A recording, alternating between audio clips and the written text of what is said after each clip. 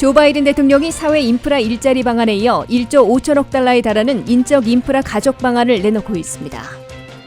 백신을 맞고 코로나에 감염된 사람은 10만 명당 7명에 불과한 것으로 나타났습니다. 미 국무부가 여행 금지 국가를 100개국 이상 추가하겠다고 밝혀 CDC 여행 권고 사항과 상충돼 혼란을 주고 있습니다. 오바마 케어 이용자 1,070만 명은 올가을 보험당 299달러씩 모두 29억 달러를 환불받게 됩니다. 5월 영주권 문호에서 취업 이민은 전면 오픈됐고 가족 이민은 소폭 진전되는 데 그쳤습니다. 시청자 여러분 안녕하십니까? 워싱턴 뉴스 투데이입니다. 바이든 사회 인프라 일자리 방안에 이어 수요일 내 발표되는 인적 인프라 가족 방안은 새로운 투자 1조 달러와 세제 혜택 5천억 달러를 포함해 최소 1조 5천억 달러 규모인 것으로 나타났습니다. 바이든 가족 방안에서는 부양자녀 1인당 3,000달러 또는 3,600달러로 인상해 1년간 매달 지급키로 한 차일드 텍스 크레딧을 2025년까지 4년 더 연장한다는 내용을 담고 있습니다. 또 프리킨더가든 즉 유아원과 커뮤니티 칼리지의 무상교육, 유급 병가 확대 등도 포함하고 있습니다. 한면택 기자가 보도합니다. 더 나은 미국 재건을 모토로 세 가지 플랜을 추진하고 있는 조 바이든 대통령이 첫 번째 미국 구조 계획을 성사시킨 데 이어 두 번째 사회 인프라 일자리 방안, 세 번째 인적 인프라 가족 방안을 내놓고 있습니다. 바이든 대통령은 중장기 경기 부양책들인 사회 인프라 일자리 방안에 2조 2,500억 달러를 투자하겠다고 제안하고 초당적 합의를 위해 규모와 범위에서 타협을 시도하고 있는 가운데 인적 인프라 가족 방안을 오는 28일 첫 상하원 합동회의 연설 이전에 공개키로 했습니다.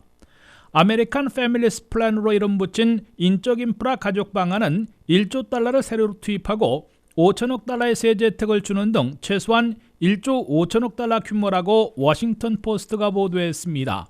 세제 혜택 확대에서 눈에 띄는 조치는 올 한 해 동안 17세까지의 부양자녀들에 대한 차일드 텍스 크레딧을 1인당 기본 2,000달러에서 5세까지는 3,600달러, 6세부터 17세까지는 3,000달러로 올려 매달 현금 지원하는 CTC 인상을 2025년까지 4년 더 연장 시행한다는 내용입니다. 민주당 진보파들은 영구 인상을 주장해왔으나 백악관은 2025년까지의 4년 더 연장을 선택했다고 워싱턴 포스트는 전했습니다. 새로 투자할 1조 달러 가운데 2,250억 달러는 미국민 가정의 차일드 케어에 대한 지원을 강화하는 예산이어서 자녀 양육에 또 다른 지원 혜택을 제공하게 될 것으로 보입니다. 신규 투자에서 관심을 끌고 있는 분야는 두 가지 무상교육 방안으로 꼽힙니다. 하나는 의무교육으로 되어 있는 킨더가든, 유치원 이전의 프리킨더가든도 미 전역에서 무상교육시키게 됩니다. 다른 하나는 대략 2년제인 커뮤니티 칼리지의 수업료와 재비용을 전액 면제해 주려 하고 있습니다. 프리킨더가든 무상교육에 2천억 달러, 커뮤니티 칼리지 수업료 면제에 10년간 600억 달러 내지 1,000억 달러 안팎이 들 것으로 추산되고 있습니다.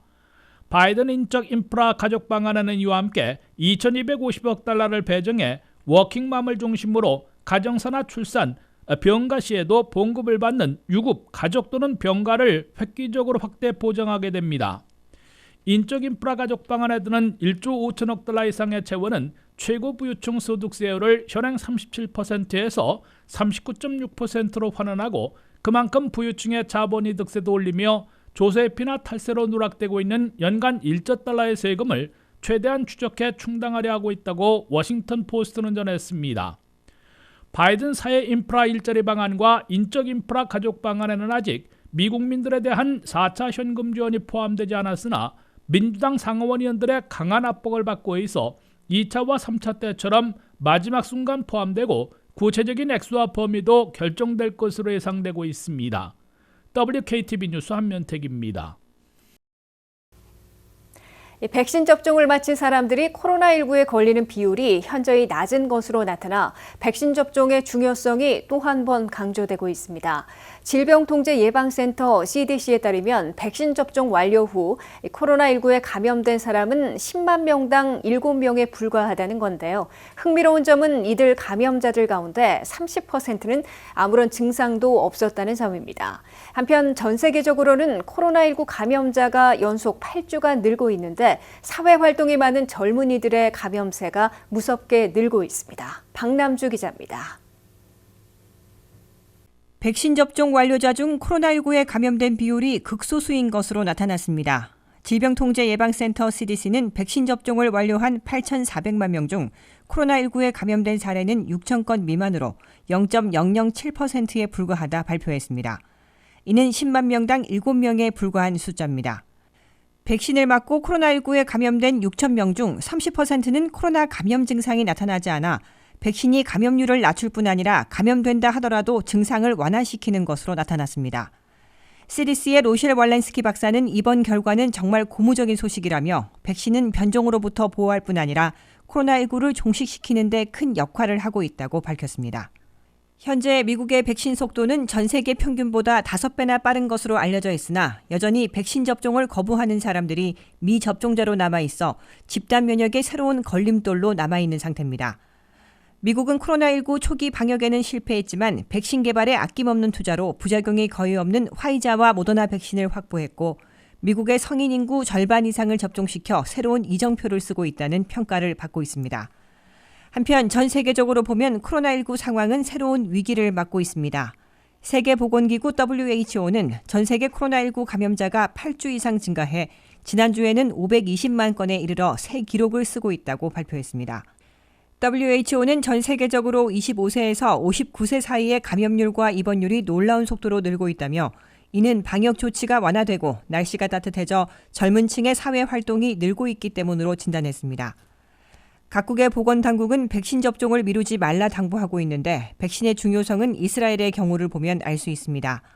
전체 인구의 60%가 접종을 완료한 이스라엘은 마스크를 벗은 사람보다 마스크를 쓴 사람이 더 눈에 띌 정도로 예전의 일상으로 돌아간 상황이지만 하루 감염자 수는 100명대를 유지하고 있습니다. 한때 하루 확진자가 10,000명 이상이었던 걸 감안하면 코로나를 이겼다는 말이 과장이 아닌 듯 보입니다. 미 보건당국은 미국은 아직 코로나19 종식을 이야기하기엔 빠른 감이 있지만 일상으로 돌아갈 날이 다가오고 있다며 백신 접종에 적극적으로 나서줄 것을 당부하고 있습니다. WKTV 뉴스 박남주입니다. 여름 휴가철을 맞아 국내 여행은 물론 해외여행 계획하시는 분들도 많으실 텐데요. 이 시점에 미 국무부가 여행 금지 국가를 100개국 이상 추가하겠다고 예고하고 있습니다. 얼마 전 질병통제예방센터는 백신 접종을 마치면 비교적 안전하게 여행할 수 있다고 밝힌 바 있어 어느 쪽 이야기를 들어야 할지 혼란을 주고 있습니다. 김지수 기자의 보도입니다. 빠른 백신 접종 속도로 국내는 물론 해외여행을 준비하고 있는 미국민들에게 반갑지 않은 소식이 들려오고 있습니다. 미 국무부가 코로나19로 여행 금지를 권고할 국가의 수를 전 세계 80%로 늘리겠다고 밝혔습니다. 국무부는 코로나로 인해 여행객이 계속 위험에 노출되는 만큼 이번 주 여행 금지인 여행경보 4단계에 해당하는 국가 수가 크게 증가할 것이라고 예고했습니다. 자국민에 대한 미 국무부의 여행경보는 4단계로 나뉘는데 일반적 사전주의와 강화된 주의, 여행 재고, 여행 금지 순서입니다. 현재 한국은 강화된 주의에 해당하는 2단계 국가이고 중국과 일본은 여행 재고인 3단계로 분류돼 있습니다. 불과 몇 주 전 백신 접종을 완료한 사람들은 비교적 안전하게 여행을 할 수 있다는 질병통제예방센터 CDC의 권고가 나와 있는 상황에서 이번 국무부의 엄격한 조치는 갑작스럽다는 반응입니다. 두 국가기관의 상충된 권고는 질병통제예방센터와 국무부가 서로 다른 국가별 위험 평가 시스템을 가지고 있기 때문입니다. 예를 들면 미국민들에게 인기 있는 멕시코의 경우 CDC의 기준으로는 여행 금지인 4단계에 해당하지만 국무부 기준으로는 여행 재고 단계인 3단계입니다. 당장 여름 성수기를 앞두고 있는 여행업계는 이번 조치가 사람들의 여행 욕구에 제재를 가하지는 않을지 촉각을 곤두세우고 있습니다. 1년 넘게 팬데믹 직격탄을 맞고 있는 상황에서 이번 여름을 기점으로 영업이익 반등을 노리고 있기 때문입니다. 일부 전문가들은 국무부의 이번 발표가 강제성을 띠지는 않는 만큼 실질적인 영향력은 제한적일 거라 전망하고 있습니다. 미국의 성인 절반 이상이 백신을 맞는 새로운 이정표를 쓴 미국은 5월 말까지는 코로나19 상황이 획기적으로 좋아질 것으로 기대하고 있어 국무부의 이번 조치가 그동안 억눌렸던 미국민들의 여행 욕구에 어떤 영향을 미칠지 주목되고 있습니다. WKTV 뉴스 김지수입니다. 오바마 케어로 건강보험을 이용하고 있는 1,070만 명이 올가을 보험당 299달러씩 모두 21억 달러를 환불받게 됩니다. 코로나 사태로 건강보험료를 의료비의 80% 이상 쓰지 못해 각 보험사들이 지난해에 이어 올해도 대폭 늘어난 금액을 환불해주게 됐습니다. 박남주 기자의 보도입니다. 코로나 사태라는 전대미문의 건강위기에 대다수 미국민들은 오히려 의사와의 대면 진료와 급하지 않은 선택수술 등을 덜 이용하게 돼 건강보험료 중 일부를 리베이트, 즉 환불받게 됐습니다. ACA 오바마 케어로 건강보험을 구입해 이용하고 있는 미국민 1,070만 명은 올가을 보험사로부터 전체 21억 달러, 개인 보험당 평균 299달러의 환불 체크를 받게 된다고 카이저 패밀리 재단이 밝혔습니다. 1,070만 명 가운데 개인 건강보험 가입자 500만여 명은 전체 15억 달러, 보험당 299달러를 환불받게 돼 대부분을 차지할 것으로 카이저 패밀리 재단은 분석했습니다. 소그룹으로 오바마 케어 건강보험에 가입한 사람들에게는 3억 800만 달러를 환불하게 되는데 보험당 환불액은 127달러로 개인 보험의 절반에도 못 미칩니다. 대그룹 보험 가입자들에게는 3억 1천만 달러를 환불하게 되지만 역시 보험당 환불액은 95달러에 그칠 것으로 나타났습니다. ACA 법에 따르면 건강보험사들이 매달 받는 건강보험료의 80%를 의료비로 지출해야 하는데 코로나 사태로 급하지 않은 선택적 수술은 장기간 중지되고 패밀리 닥터의 대면 진료도 거의 없어져 의료비 지출이 크게 미달했기 때문에 보험사들이 환불을 해주게 된 것으로 해석됩니다. ACA 오바마 케어에 참여하고 있는 건강보험사들은 지난해에 가장 많은 25억 달러, 개인 보험당 322달러를 환불해준 데 이어 올해도 21억 달러, 299달러씩 환불할 채비를 하고 있는 것입니다. 팬데믹 이전인 2019년에는 14억 달러, 개인 보험당 208달러를 환불해준 바 있습니다. 다만 거주지에 따라 환불액이 크게 차이 날 수 있는데 아직 올해부는 결정되지 않았으나 지난 2019년 캔자스 주민들은 1,359달러나 환불받은 반면 델라웨어는 한 푼도 없었습니다. 이와는 별도로 바이든 미국 구조계획법에 따라 ACA 오바마 케어 건강보험료를 인하해주는 조치가 현재 시행되고 있습니다. 매달 건강보험료가 1인당 평균 70달러, 부부 100달러 안팎씩 인하돼 8월 15일까지는 헬스케어.gov에 접속해 본인의 올해 건강보험 신청서를 정정하는 절차를 밟아야 인하된 건강보험료를 적용받을 수 있게 됩니다. WKTV 뉴스 박남주입니다. 이민 수속자들이 기다리고 있는 5월의 영주권 문호에서 취업 이민은 모든 순위의 승인일과 접수일에서 지속적으로 전면 오픈됐습니다. 가족 이민에선 2의 순위가 거의 오픈된 반면 다른 순위는 동결 또는 1주에서 4주 소폭 진전됐습니다. 김재수 기자의 보도입니다. 5월의 영주권 문호에서도 취업이민 문호가 계속 활짝 열린 반면 가족이민에서는 한 순위를 제외하고는 대부분 답보 상태를 보였습니다. 국무부가 발표한 5월의 비자 블러틴에 따르면 취업이민에서는 모든 순위의 승인일과 접수일에서 커런트로 오픈됐습니다. 취업이민은 2021 회계연도가 시작된 10월의 비자 블러틴부터 8개월 연속 오픈된 겁니다. 이로써 취업이민 수속자들은 1순위부터 5순위까지 이민 페티션 청원서만 승인받으면 마지막 단계로 영주권 신청서, 워크퍼밋 신청서, 사전 여행 허가서를 동시 접수시키고 잇따라 승인받을 수 있게 됐습니다.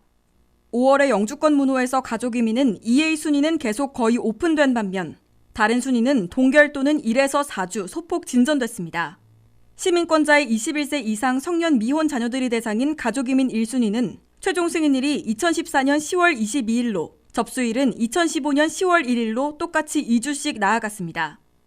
영주권자의 배우자와 미성년 자녀들이 대상인 2A 순위의 최종 승인일은 계속 오픈됐으며 접수일도 2021년 4월 1일로 한 달 더 진전되며 사실상 오픈됐습니다. 영주권자의 성년 미혼 자녀인 2순위 B는 승인일이 2015년 8월 15일로 접수일은 2016년 6월 22일로 똑같이 1주씩 개선됐습니다. 시민권자의 기혼 자녀인 3순위는 승인일이 2008년 8월 22일로 2주 개선된 반면 접수일은 2009년 6월 22일에서 또다시 동결됐습니다. 시민권자의 형제자매 초청인 4순위는 승인일이 2006년 11월 8일로 1주 나아갔으나 접수일은 2007년 10월 1일에서 연속 제자리했습니다. WKTV 뉴스 김지수입니다.